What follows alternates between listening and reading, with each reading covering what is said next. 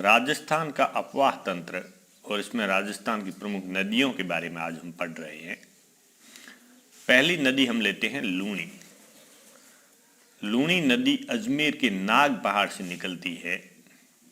जैसे ये हम अगर राजस्थान का एक नक्शा मान लें, कच्चा नक्शा, तो यहाँ मिड में अजमेर के नाग पहाड़ से निकलकर कच्छ की खाड़ी की ओर जाती है।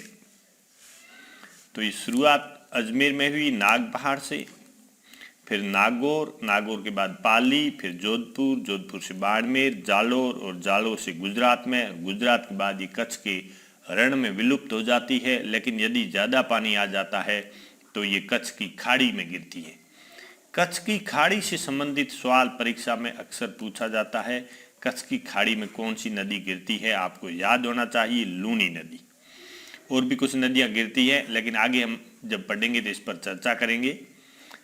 याद अभी आपको ये करना है कि ये नाग पहाड़ अजमेर से निकलती हैं और कच्छ की खाड़ी में गिरती है।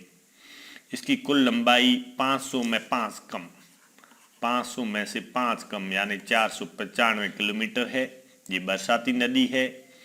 नाग पहाड़ से लेकर बालोतरा बाड़मेर तक इसका पानी मीठा है। इसके बाद में ये खारे पानी के क्षेत्र में बहने के कारण इसका पानी एकदम खारा हो जाता है। एक बार ये सवाल भी पूछा गया था कि यदि अजमेर में बहुत ज़्यादा बारिश होती है तो बाढ़ कहाँ आएगी? बालोतरा, क्योंकि बालोतरा तक इसका पानी मीठा है और बालोतरा में अक्सर इस नदी के कारण बाढ़ आ जाती है। इसकी सहायक नदियों की बात करें तो सुकड़ी, मीठड़ी, बौंडी, खारी, जवाई, लीलड़ी, गुहिया और जोजरी की हम विशेष रूप से बात करेंगे। देखिए, जब ये नाग पहाड़ से निकलती है तो सबसे पहले नागौर में दाहिनी तरफ से एक नदी आकर मिलती है, उसका नाम है जोजरी। ये जोजरी नदी पोडलू गांव नागौर से निकलती है। ये परीक्षा में कई बार पूछा गया है जोजरी नदी के बारे में।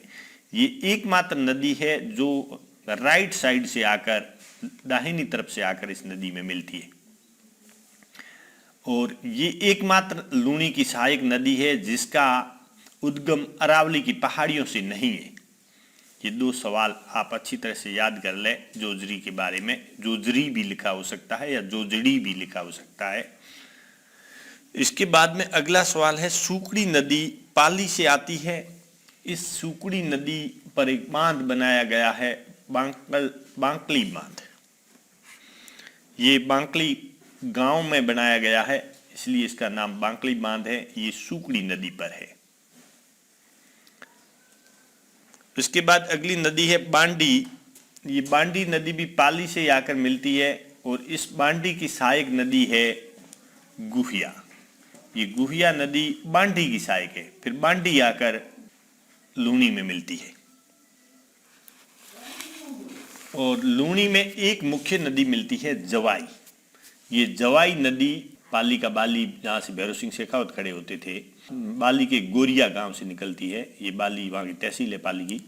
तो गोरिया गांव से निकलेगी जवाई। याद करना सरल है, जवाई है गोरे रंग का गोरिया। और ये नदी पाली से जालोर में आती है, फिर बाड़मेर में आकर ये लूणी नदी में मिल जाती है। सुमेरपुर पाली के निकट इस पर जवाई बांध बना हुआ है। ये जवाई बांध अमृत सरोवर कहलाता है मारवाड़ का। ये परीक्षा में पूछा जाता है अक्सर, मारवाड़ का अमृत सरोवर, जवाई बांध।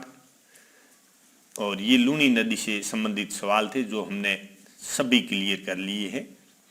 वापस देखते हैं कहाँ से निकली, अंत कहाँ होता है, लंबाई कितनी है, कौन से जिलों में बहती है, दाहिनी तरफ से कौन सी आकर एकमात्र नदी मिली, वो कहाँ से निकलती है, कौन सी नदी है जो लूणी की सहायक है लेकिन अरावली से नहीं निकलती।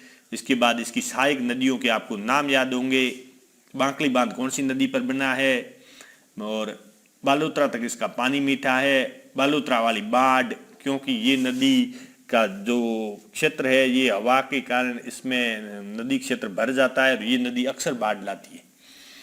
उसके बाद जवाई नदी पे सवाल, ये सवाल लूणी से संबंधित थे। आशा करता हूँ हमने लगभग सभी क्लियर कर लिए।